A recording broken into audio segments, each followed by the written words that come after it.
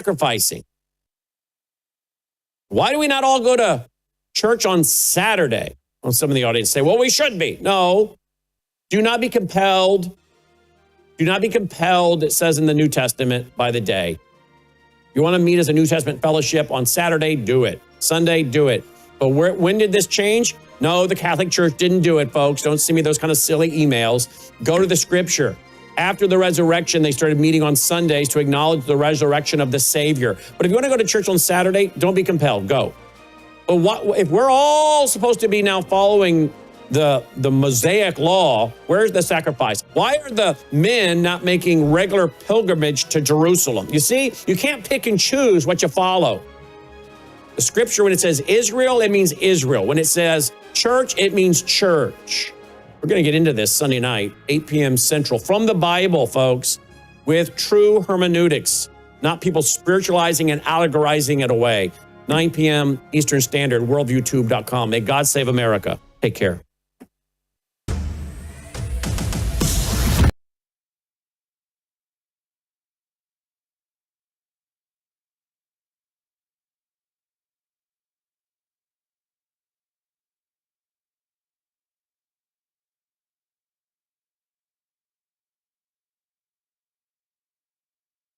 Squadron Commander, Bomb Disposal Technician, Joint Chiefs of Staff Operations Officer, assisted the National Security Team with the campaign plan for the global war on terrorism. He authored the first theater nuclear war plan and served as the Vice Commander of America's largest airborne intelligence wing. Colonel Rob Maness is a true American hero.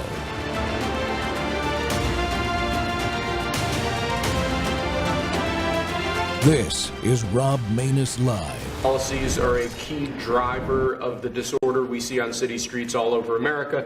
Catch and release system allows criminals to keep going back out onto the street and reoffending.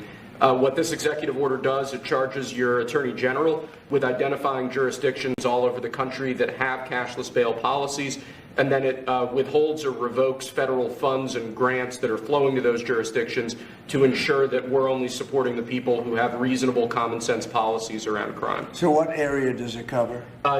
Potentially anywhere that has a cashless bail policy. So some of the largest cities, some of the most left-wing states in America Almost have adopted. all of them, right? Illinois would be a great example of that, sir. Oh, they have a great cashless bail. You don't even have to go to court sometimes. No, Illinois, I love that state. It's a great state, but it's run so badly by Pritzker. They threw him out of the family business, and he becomes governor. Now he wants to run for president. I don't think that's going to happen. Okay, we'll sign right here, right? Sir. So important. And this isn't Republican, Democrat. This is, and by the way, most Democrats agree with us. But this is just, we got to bring our country back. Okay? That's a big one. Also on the issue of cashless bail, sir, this is a D.C. specific executive order. In addition to the measures that were... Welcome back to Truth Thursday. The Rob Maness Show's live on Worldview Tube and our X Spaces simulcast. Well, no cash bail policies equal crime disaster nationwide, and that is why President Trump's recent executive order calling for the end of no cash bail is a great development. But as with all of his executive orders, folks, legislation has to follow at the state and federal levels in order to make the changes permanent that need to be made. The issue received renewed attention recently by the horrific murder of Irina Zarutska, a Ukrainian refugee, by DeCarlos Brown Jr. Brown was free at the time of the attack, released on a written promise to appear in court despite his long history of violence and mental illness. So my guest today to discuss this critically important issue is Texas bail attorney Ken Good. Ken received his law degree from Texas Tech School of Law, where he was a member of the Texas Tech Law Review. Mr. Good has argued cases before the Supreme Court of Texas and the Texas Court of Criminal Appeals, along with numerous other courts of appeals, including the United States Court of Appeals for the Fifth Circuit. He's the author of Goods on Bail, a practice guide created for the bail industry professionals, and is a board member of the Professional Bondsmen of Texas. In addition, he's written numerous articles on the subject of bail reform, including What Successful Bail Reform Looks Like. That's the title. Ken, welcome to the Rob Maness Show. I know you're traveling, so hopefully we got you. No, thank you very much. Thank you for having me. Hey, thanks for coming on and spending this hour with us. I've been wanting to get an expert on this area on the show for quite a while. Can you just educate the audience a little bit on what is a real bail system supposed to look like? Because I think the average citizen doesn't really know anymore based on all of the crazy policies we have in place. Well, you know what bail is intended to do, or what its job is, to get people to come to court. And so, the principle of bail is, what assurance are you going to give to the court that you're going to return to answer the criminal charges that that you've been charged with. This over politicalization of our criminal justice system has caused us to try, as an experiment, some simple release mechanisms. The name changes wherever you live in different states, and I think Trump's calling them cashless bail. It's just a promise. You're agreeing to promise to come to court, and the reformers say, well, everybody wants to come to court and resolve their cases, but we've learned very quickly that's not true. All these experiments have high failure to appear rates. A high failure to appear rate comes with backlogs, because you can't go forward with the criminal case if the defendant's not there. Backlogs put pressure on courts to dismiss cases, and when you dismiss cases so that the system doesn't collapse, the criminals see that as a green light to commit more crime. And that's really what we have going on across our country in our urban areas. We're trying these experiments on cashless bail that do not work and carry with them high failure to appear rates, and that's what's causing all these problems, or a lot of these problems in our urban cities, because they're dismissing cases, and criminals see that as just a right to do more damage to the public. Yeah, absolutely. We used to have some common sense in this country, but I'm seeing what I think I see anecdotally is that these urban areas that have these policies are just disregarding whether somebody is a violent criminal or not, even a repeat violent criminal, from what we've seen happen in this country.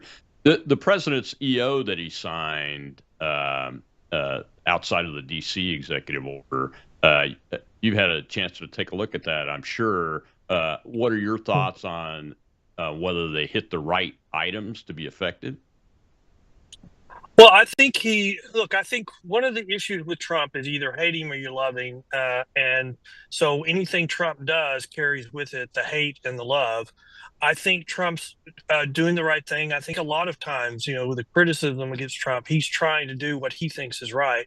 And I think this does hit the right note. It is putting a spotlight. If we're going to talk about old time politics, as the president, he's putting his bully bull pit, his spotlight on an issue, and the issue is these cashless bail policies and simple release policies that we're seeing in our urban areas. So I think from that standpoint, I think he's hit the right note, and I think the carrot and the stick approach is correct. I just think that the problem I see is whenever Trump highlights something, it comes with a lot of hatred. So in the blue states who already hate Trump, then suddenly they're going to hate cashless bail, even though they're probably already using it. So they're not ever, as long as Trump's in office, they're not going to admit it's not working, even though it's clearly not. And I think the DC model, when he, used law enforcement and flooded DC, shows you we know what to do. We know how to correct the crime problem. It's just now we've got this problem with the far left will not acknowledge that they can't, because if they admit that what they've been doing for the last 4 or 5 years has not been working, and that we can fix it, they're just refusing for the sake of politics, then that would hurt them substantially at the ballot box. So they'll not admit that, and so it just becomes even more politically charged of an issue. Yeah, and it wasn't lost on me. He had to sign a separate executive order for the District of Columbia because the federal government, I don't know if many people know this or not, they have ultimate authority over the district's laws, even though they have a mayor and a city council. That's all but because it's been authorized by Congress. to do that. And the president has vast powers there where he could sign an EO and make the locals do what he wants them to do. But outside of that area, I mean, he's limited to what he can affect with his executive order. What is the demarcation line of limitations when you're talking about a city like Chicago? Well, the executive order focuses on the carrot stick approach. We want you to enact these policies, and if you don't, then you're not going to get your federal dollars. And so he's charged the attorney general with highlighting or identifying the federal dollars that can be taken away if they refuse to limit the use of cashless bail in their jurisdiction. I mean, that's not anything new. That's an approach been used by the federal government for a long time. So I think that is the right approach when you're talking about a subject which is just state policy, because bail is run by and large by the states, because the states are they're the number one people. The states are the number one enforcer of criminal laws. I mean, the federal government does it too, but it's on a much smaller basis. So, I mean, he doesn't have the authority to tell a state to do X, but he can say there can be penalties. We can take away the benefits that we give you if you don't. We do that all the time, or the federal government does it all the time in other areas. Yeah, it hadn't been that long since he signed that EO, Ken. But was he right that there is, you kind of alluded to this, is there bipartisan agreement really that this system is not working? It's just they're not going to say it out loud? Well, where we are in this whole criminal justice bail reform movement is the far left will attack anyone in the Democrat Party that doesn't spout the party line. I mean, you would get an opponent in the next primary. So when Trump says, they quietly support it, I think that's probably absolutely true, because the vocal left will not allow a Democrat to publicly say. I mean, that's why you're not seeing the inner city say, well, this hasn't worked, so we need to try something else, because they're being held in line by the threat of the far left. And I don't see that changing unless until we have one more national election where the Democrats kind of get beat on the issue of criminal justice, crime, public safety. And so we need one more election cycle where they get punished for their soft on crime policies. And I think that'll change. Is that realistic that we could expect that in a place like Chicago or New York City? I mean, Mondami just won there basically saying he was going to defund the police a year ago. Yeah, but I mean, yes, I agree with you. I mean, is it going to be hard? Yes, I think it can be done. I think the Mondami is a good example of, this election, midterms, the people who are most engaged come out, and so that's usually the party not in power. And so I think you could explain the Mondami thing. I mean, what I think the Mondami signifies is the civil war between the far left and the non-far left of the Democrat Party. I mean, I think he's a perfect example of the fight. I mean, look at Schumer; he didn't endorse him, and look at Jeffries. Jeffries waited till the last minute to endorse him. So I think Mamdani signifies a bigger issue in the Democrat Party, and also I'm a little bit. I think time will tell. But Mamdani, there were some reports right before the election that Soros had and his groups had given him a lot of money right before the election. I think we're seeing the Soros groups change from supporting DAs and target some mayors and thinking that they can influence criminal justice policy that way. Now, with Mamdani being elected, also the mayor of Seattle, they had the same talking points, and those talking points are very similar to what Harris used in the presidential election. So there's too much similarity, and I've already been saying for a while that the National Party has outsourced criminal justice bail reform policy to these activist groups, and the reason why I say that is because activist groups will never admit they're wrong. They just need more time. Politicians should listen to the activist groups, but then try it. And if it doesn't work, then try something else. But when you outsource it to these activists, I mean, especially the ones that we have on the far left, they'll never admit they're wrong. And I think that's kind of what's happening here. And time will tell us on the Mandami thing and on the Seattle mayor, because if that's what it is, if they're just repeating what they did with the DAs, those have a very short shelf life. None of the soft on crime DAs has survived 2 elections. And when they get defeated, they get defeated with a law and order DA. So if that's what blows up on their face again, and this time, if they're doing it, it blows up on their face again, this time with the mayors, it'll be a similar result. Yeah, hopefully that will blow up in their faces again. But I tell you what, I don't feel sorry for the people of New York because they just voted for this guy. To be honest with you, I'm more afraid of what the refugees are where they're going to go. And more concerned about that. I mean, I've had a lot of friends tell me that. I don't feel sorry for New York. They voted for this, but this is not in their best interest. No, it's not. And I mean, he's just making promises to give them stuff for free that he doesn't even have the power to give them. I mean, he's giving them free bus rides. That's not his decision. He's going to tax the rich. That's not his decision. And the New York legislature will not do that tax increase because they're all up for election next year. So he's going to potentially crash and burn pretty quickly. But we'll wait and see. I mean, Illinois is a good example. When you go to Chicago, I mean, I could make a really good argument that the politicians in Chicago have turned over that city to gangs.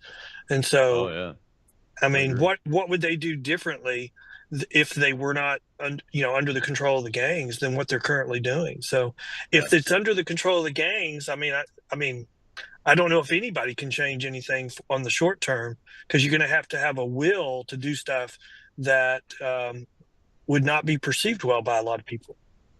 Absolutely. Well, we got to take a break, Ken. When we come back, we'll see a little clip about legislation.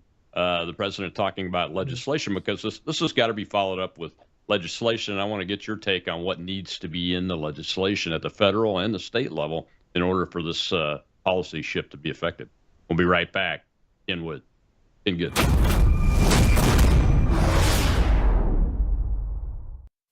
Do you appreciate all the free programming we produce here at Worldview Tube?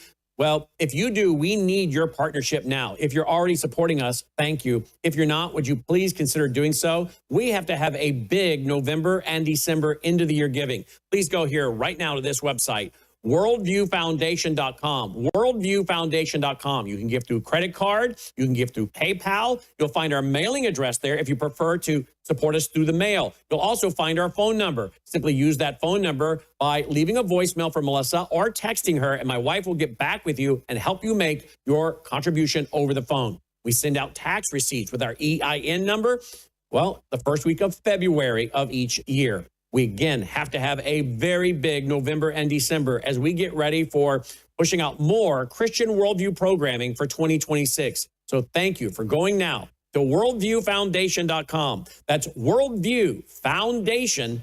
We have other cities also that are bad, very bad. You look at Chicago, how bad it is. You look at Los Angeles, how bad it is.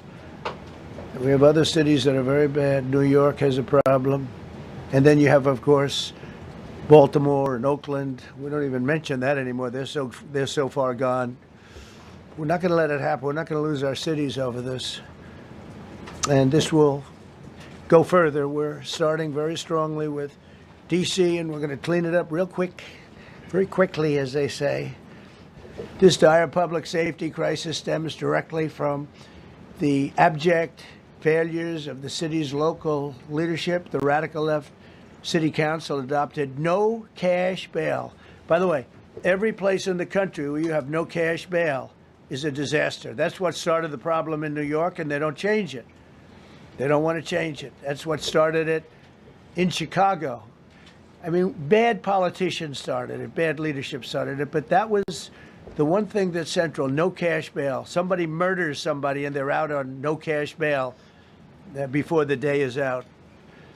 We're going to end that in Chicago. We're going to change the statute. I spoke with Pam and Todd and everybody. We're going to change the statute, and I'm going to have to get the Republicans to vote because the Democrats are weak on crime, totally weak on crime. They don't know why.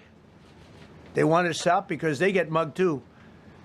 But we're going to change no cash bail. We're going to change the statute and get rid of some of the other things. And we'll count on the Republicans in Congress and Senate to vote. We have the majority, so we'll vote. Welcome back to the Rob Maness Show. We're live on Worldview Tube, folks. And Worldview Tube provides you a Christian worldview network. And that's why I chose to keep my show on this network, is because we try to provide that Christian worldview and shows and information that comes from our perspective. And this is Truth Thursday. My guest today is Texas bail attorney and expert, Ken Good. And Ken, the president's talking about the legislation that he has to follow up with there. What does that look like from a federal level versus what it needs to look like from a state level? Because they're two different things, right? Well, I was talking to somebody yesterday, and they were going to propose, I think, a bill on this issue, I think today, to someone in the government to get, see if it would get some legs. And I think they're going to, their proposal is to kind of codify this.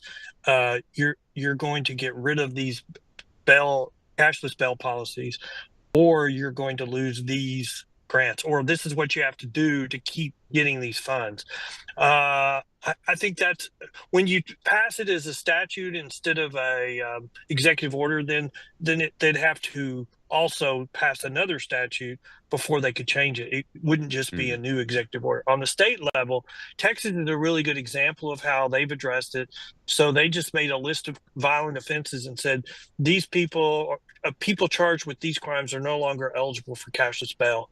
And in Texas, that's called they're not eligible for a personal bond. In New York, it would be not eligible for a bail or release on no bond, and in California it'd be not eligible for release on zero bail. And so I think that's a good way to start it. But I think it needs to be more than just violent offenses. I mean, you need to have a strong accountability element of this. And so if you just put in a statute that said if they fail to appear for court, they're not eligible for further cashless bail, that would fix probably 80% of the problem, because we've got examples in Houston before the legislature acted where somebody was released 17 times on cashless bonds or bail, and they failed to appear each time, and they just got arrested, brought back to court, and released again. When you don't have that element of accountability, I mean, how can you expect criminals not to see that as okay to commit crime? Yeah, I mean, it does. It impacts the viewpoint of the criminal, which drives these high recidivism rates, right?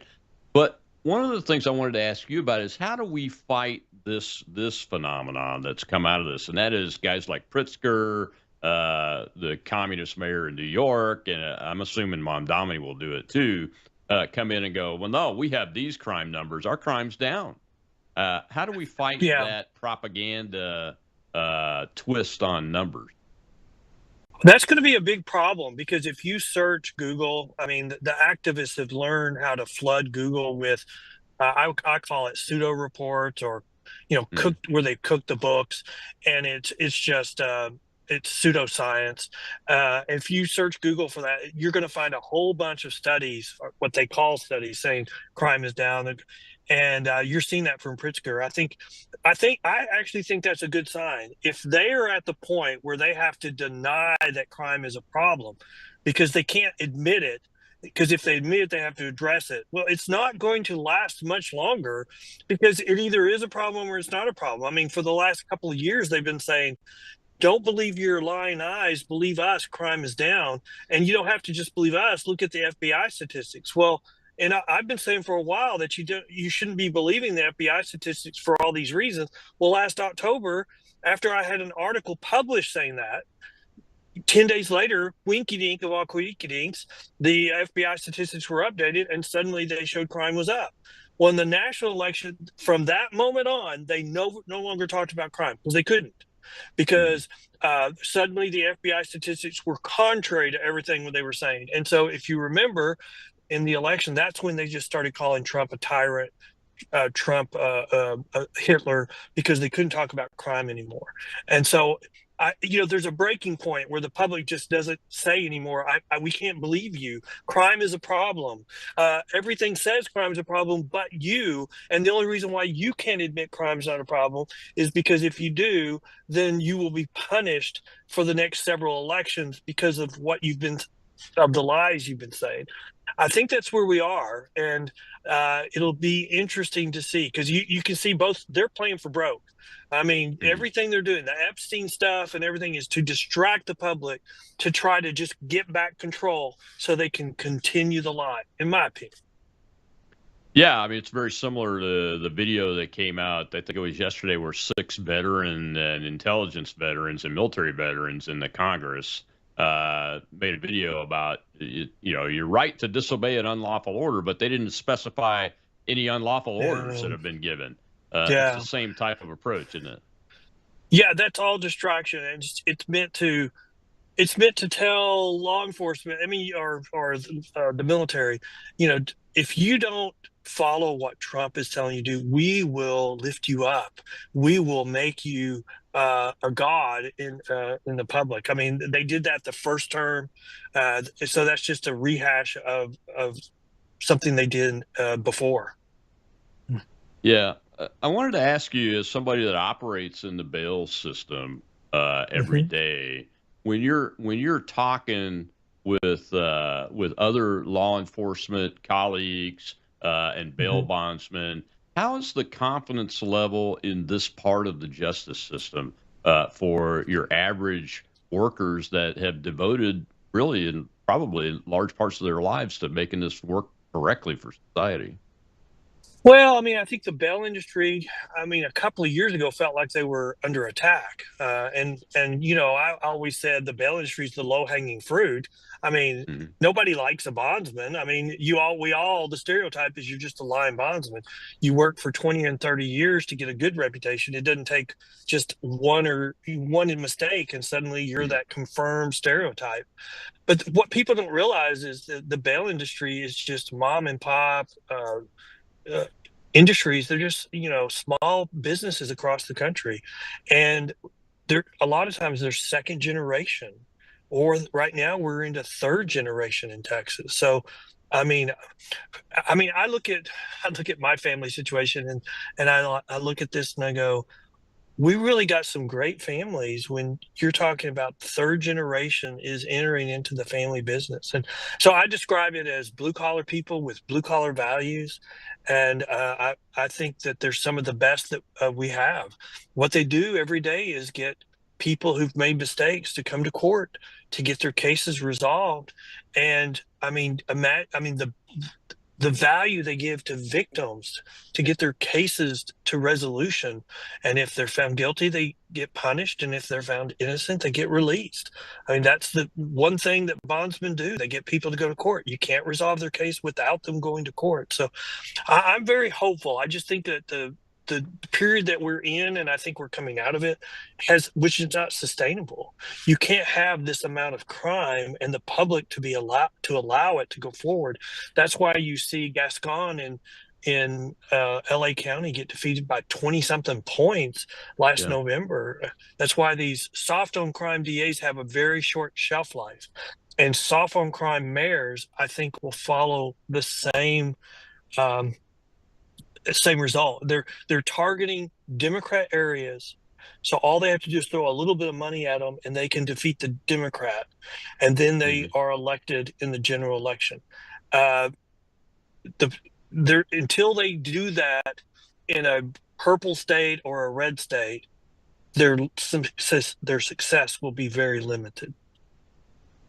Yeah, I've seen a couple of the DAs in red states like Louisiana win in strong blue areas, like in the northwest part of the state over there a few years ago.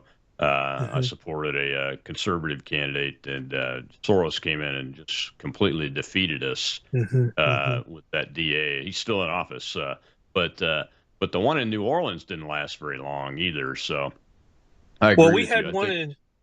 We had one in Harris County, and she, after a couple of years decided these policies just are terrible. So she said she wasn't going to follow them anymore. So the next thing you know, he's putting up an opponent in her primary, and she still won re-election the first time. But then the second time, he put up even more money, and she got beat in the primary when the whole party turned against her. But that one has been very quiet. The new Soros DA in Harris County has been very quiet.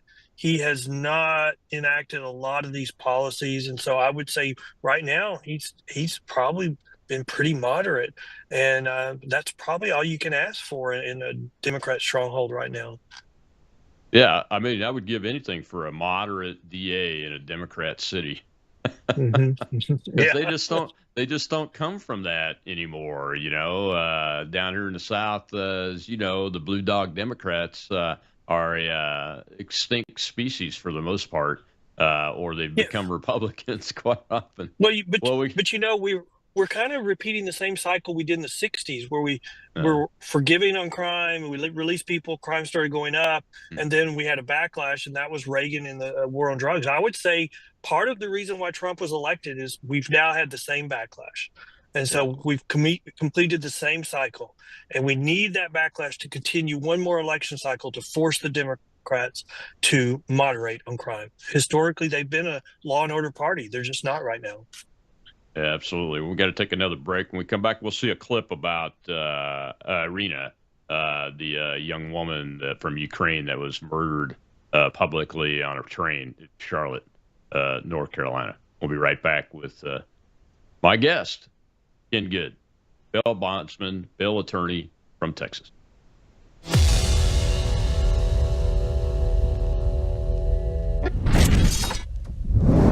News is moving faster than ever, and so are we.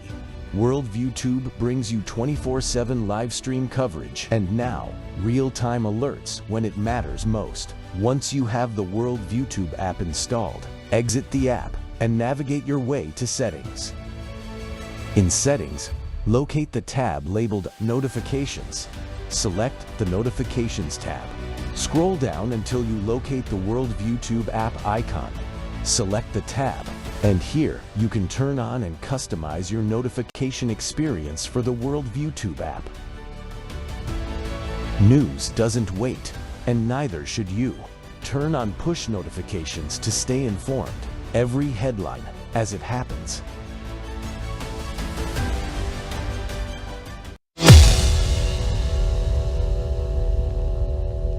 I don't disagree at all. I recognize that there is an issue and there is a conversation to be held about the mental health situation that we face, and that we have to have a way of incarcerating these folks to get them help, to get them what they need.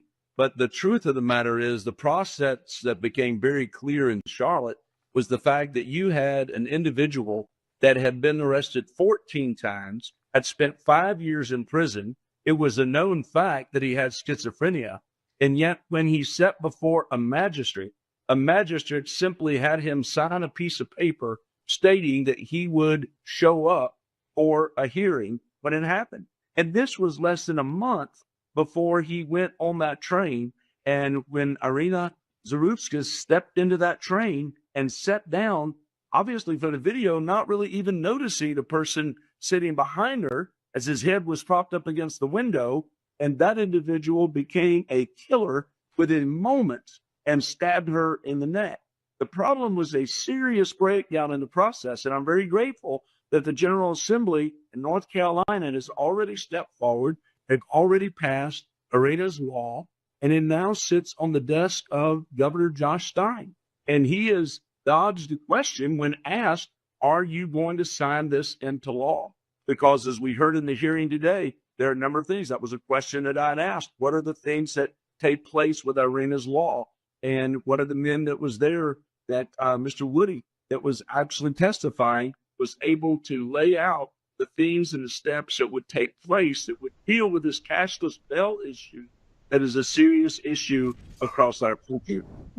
Welcome back to the Rob Maness Show. It's Truth Thursday, and we're going to tell the truth about these policies that have resulted in things like Irina Arutska's murder there in public by a crazy man, which is no excuse, but released 14 times 14 times, and this time released on no cash bail.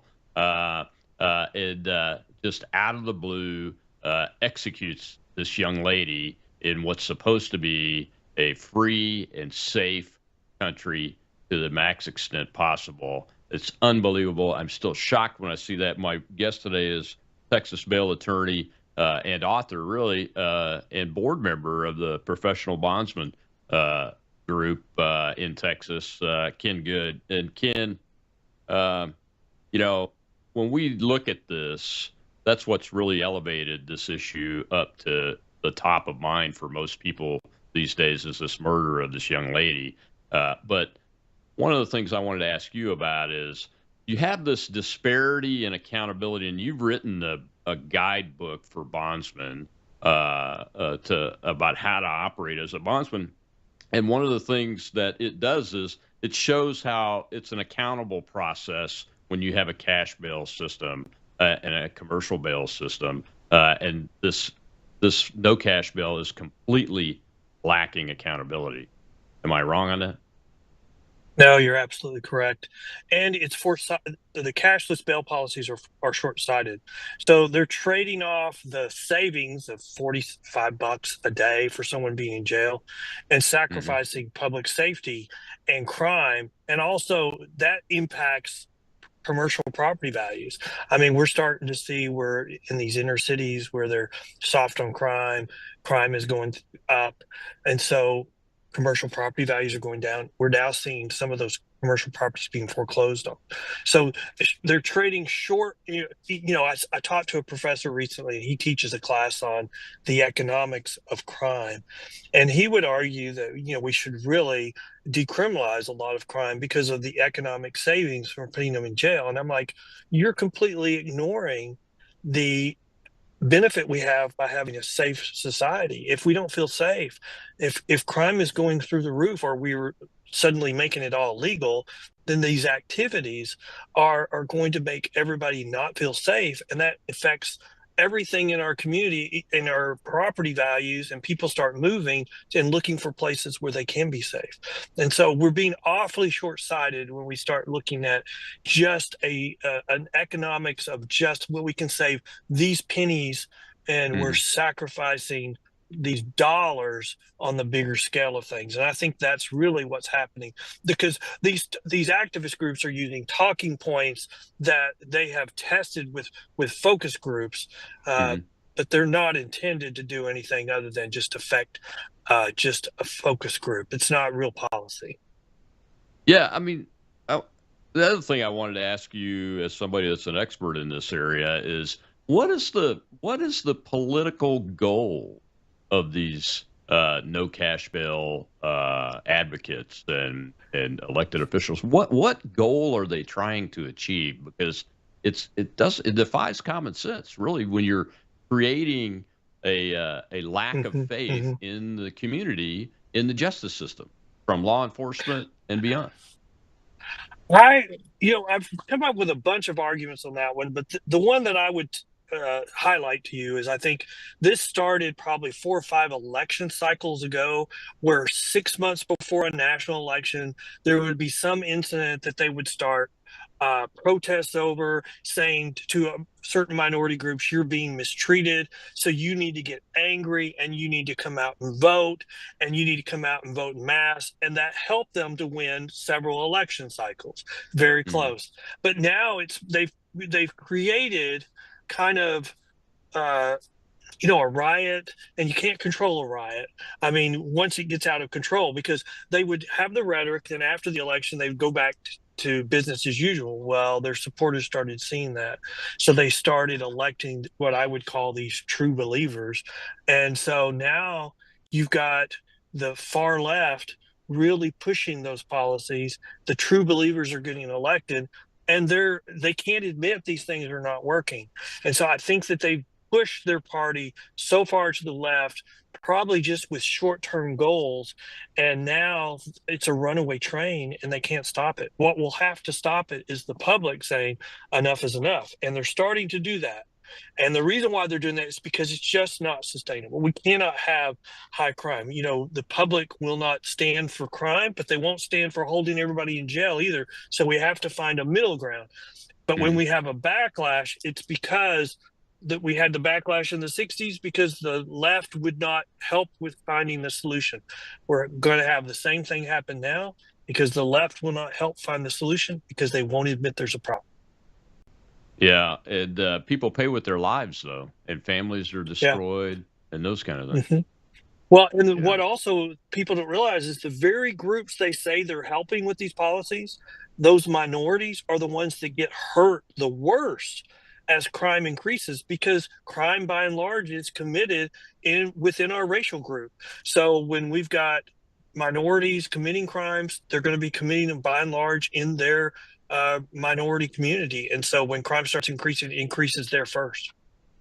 Yeah, and it creates very large. Eventually, the backlash creates very large incarceration populations, and since crimes are committed in racial groups, the racial groups that are committing the most crime end up being with the highest population. I remember when I ran for U.S. Senate the first time, in Louisiana, the population of the prison system there was made up primarily of 18 to 27-year-old young black men. Yeah. So they're hurting the same communities that they say they're trying to help. Well, and this mental health issue is just it's a bigger issue than we can ever talk about because there's no solution that anyone's talking about. And when you talk about how big the jail population is, what we're failing to realize is the jails in our county and our prison system are the largest mental health providers in our country, and they have been for probably several decades. As we've closed down facilities and we've just moved them to where they are, we're putting them in jail, and so we're putting those facilities in jail. The problem now is from criminal justice reform, bail reform, we're using the mental health issue as a king's X on the criminal case. So we're just the jail becomes a revolving door for mental health patients. They get arrested, they get on their medication, they get controllable, they get released, they get off their medication, they get uncontrollable, and then they get arrested again. And there's no solution in sight. Well, I think we're ending that period of king's Xing the criminal case based on an issue of mental health. And we're going back to what the only thing we have left is we'll put them in our prisons and our county jails. And that's the largest criminal justice facility. At least they're getting treatment there because they're not going to get treatment if they're just released back into society. And then when they commit a really serious crime, they stay in the prison facility. We need to. I mean, we have to come up with a better solution, and I don't know what that is because the reason why all the mental health facilities closed is because they don't have a constituency arguing for them. So anytime a county needed to cut a budget, they would cut the budget. And I think we ended up having a whole bunch of class actions filed across the country many, many years ago. And that's what ultimately took those down because we had examples of people not getting medication. We had some severe examples of people starving because they weren't even providing them with sufficient food. Trump had said, well, let's bring back the mental health facilities. I don't know if the result would be any different. They still don't have a constituency to argue for them. And so we don't have a solution really still. I mean, if you and I could come up with a solution to handle mental health, we would become billionaires overnight because it's that difficult of a problem. Yeah. I remember documentaries back in the 70s when I was a very young man from people like Rivera showing the mistreatment in some of these large insane asylums and everything. But I think you're right, though, that we do have to have an approach that reestablishes long-term mental health care facilities, I believe. But at the same time, how do you establish that constituency so you can maintain the funding, and at what level? Do we use an incentive from the federal government to the states, kind of like we do in education sometimes, and those kind of things? We got to figure that puzzle out. We've got to your best chance for long-term survival and to do well is families. if you've got a mental health problem, Yeah. re-engaging family. I mean, I have a personal story with a sister who had a 30-year drug addiction to prescription drugs after having a really bad car accident, broke every bone in her face, had a brain injury. Ultimately, she was declared incompetent, and I was her guardian for the last years of her life, and she flourished in an assisted living facility. So I think our best bet is we've got to get people to re-engage with family. Yeah, that's a great input because you can't isolate them totally away from their families. That conjures up the images of the old days of insane asylums where they're taken out of society, including the family system, completely, and all that does is make them worse, in my opinion. I mean, we've seen that in my own family with mental health concepts. The closer you embrace folks with these conditions, the better off they are over the long term and are able to heal and be able to operate on their own and those kind of things. So we got to take another break. When we come back for the last segment, Ken, we'll see a little clip from Governor Abbott from Texas talking about the law that was changed. And I've got a hand up over in the audience, so we'll take a question from them before we get to the end of the show. I'll be right back with Texas bail attorney Ken Good.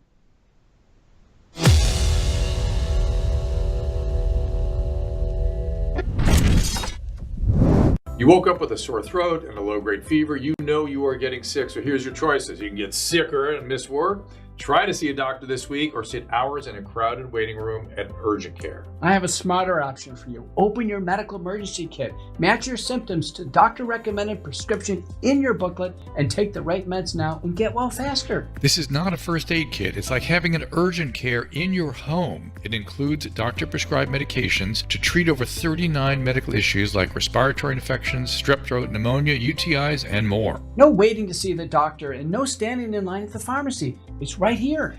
Every home should have at least one medical emergency kit, and here's how to order. Go to worldviewhealthcare.com. Your kit to treat dozens of common and serious illnesses is rushed to your door. worldviewhealthcare.com. That's worldviewhealthcare.com. The emergency kit available at worldviewhealthcare.com. Make sure you don't have to go to urgent care. I got pneumonia. I didn't have to go. I took this last year. Stayed at home. Went to bed.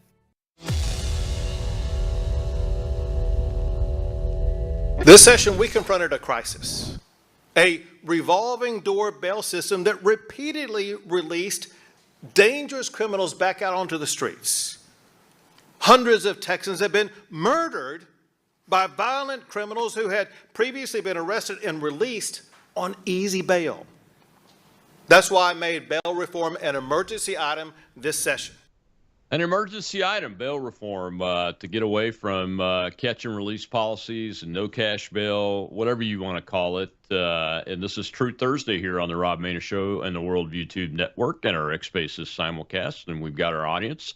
And my guest today is Texas bail attorney Ken Good, who's also on the board of the Professional Bail Bondsmen of Texas.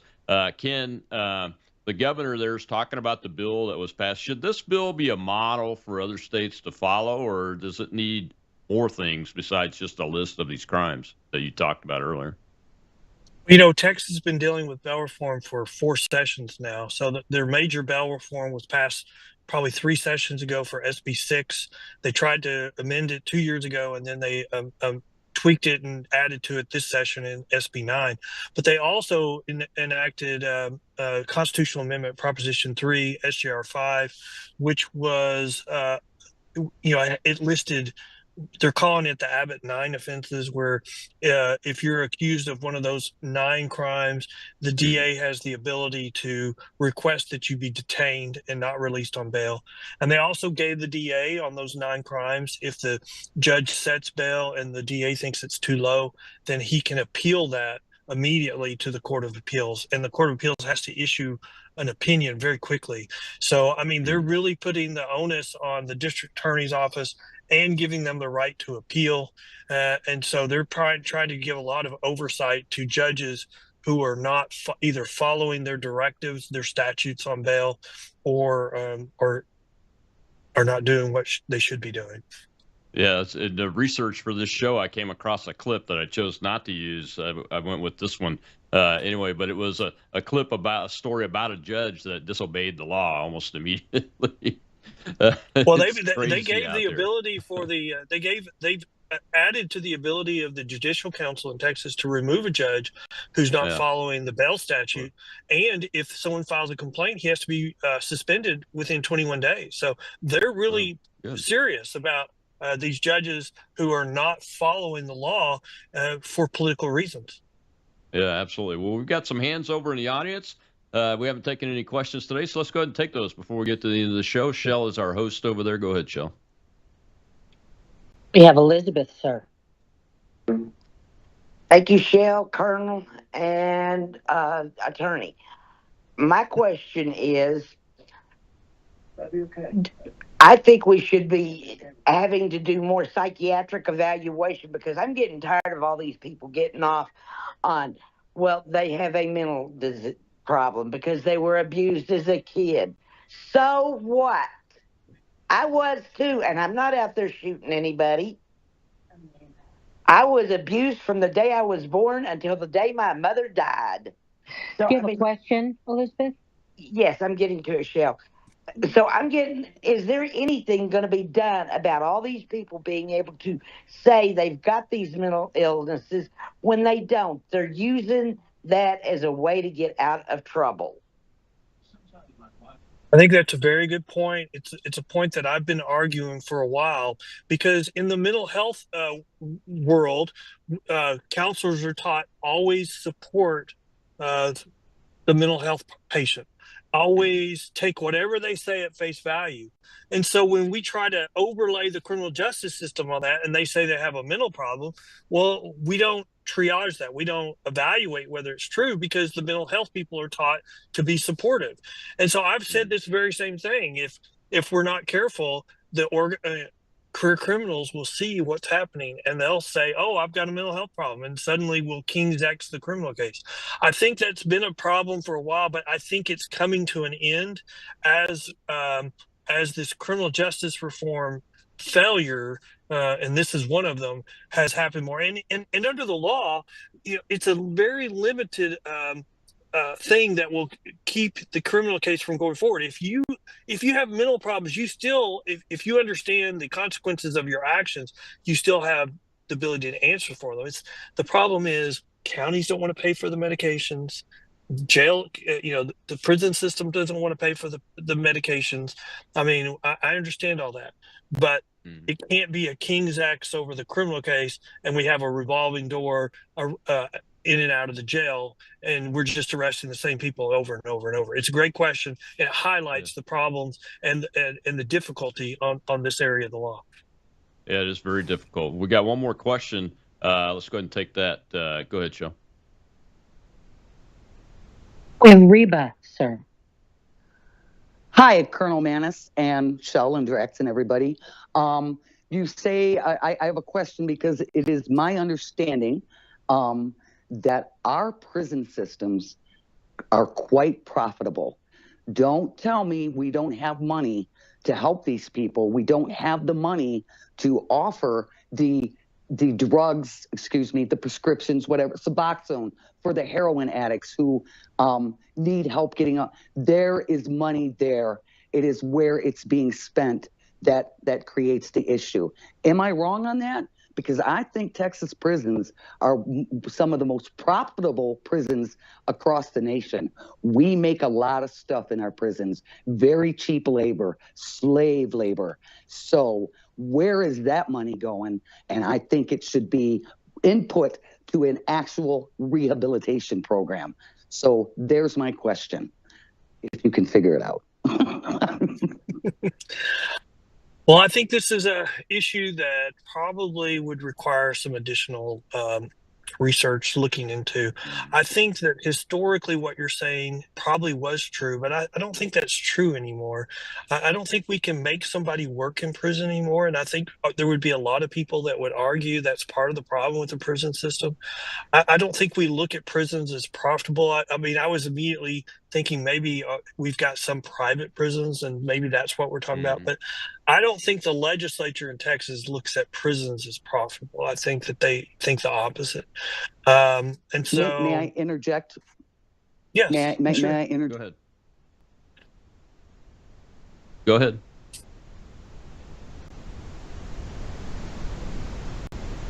Did we lose her, Shell? I don't know, her mic muted. Oh, I'm sorry, my mic muted. I'm sorry. A law-abiding person here, never spent a day in prison, never had handcuffs on, but I have worked in smaller jails and so forth. Yeah. But I do know, I don't know if anybody familiar with Tina Peters. She wrote a letter on how those women in the prison that she is in, they are forced to work 40-hour weeks, sometimes more. They get paid $13 a week. That is slave labor. This is going on in Texas prisons. We have nonviolent criminals who are trustees. They're in prison for life. Sure. They're driving trucks. I hear you. I'm not sure it's an additional question, but I appreciate the additional information. You know, I thought we were going to the privatized prison area too, Ken, because there is a certain element of the management of those that some people believe drives them to want to have increased prison populations. And that's an issue that probably needs to be looked at. When you are dealing with the folks that you're getting bail for under a cash bail system, do you interact with the families of, especially the younger accused? Do you interact with the families?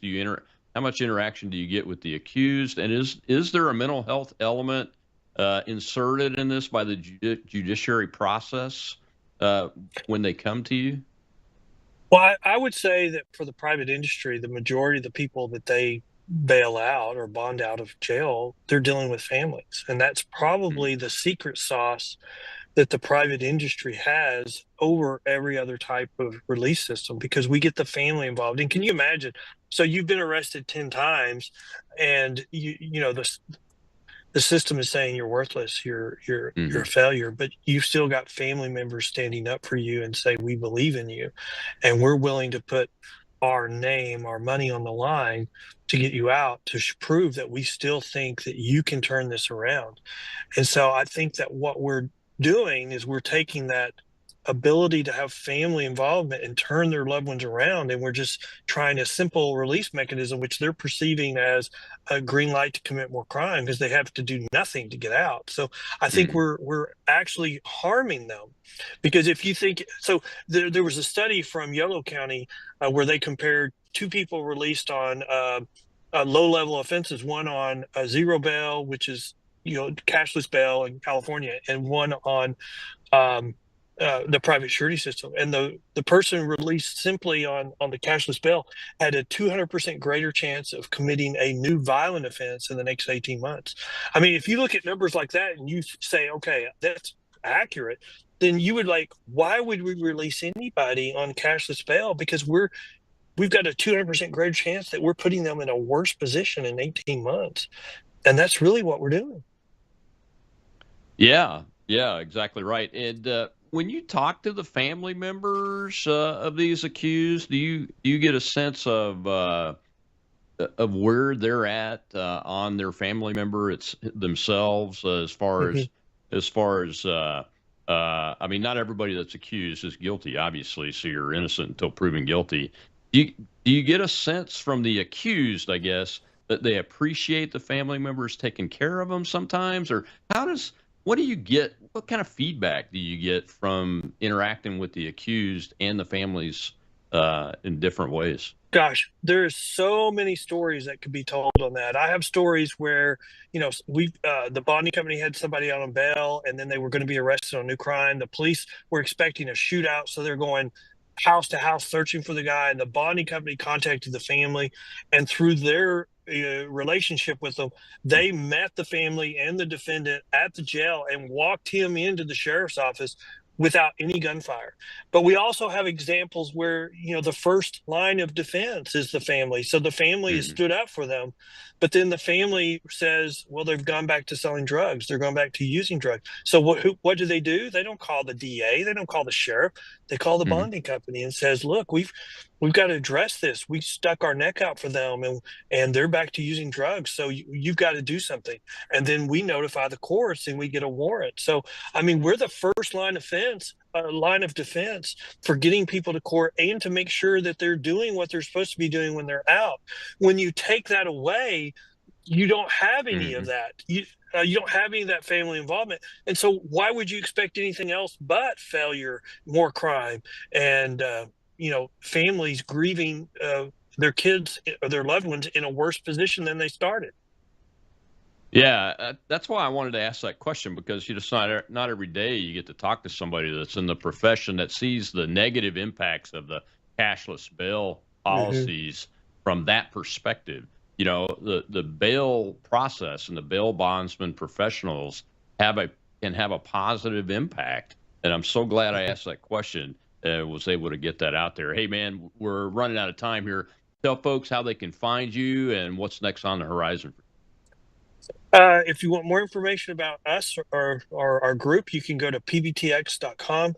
That's pbtx.com. We have a blog where we highlight important criminal justice stories, but we also have our own podcast, and there's a link on our menu, but you also can go directly to it, thebailpost.com.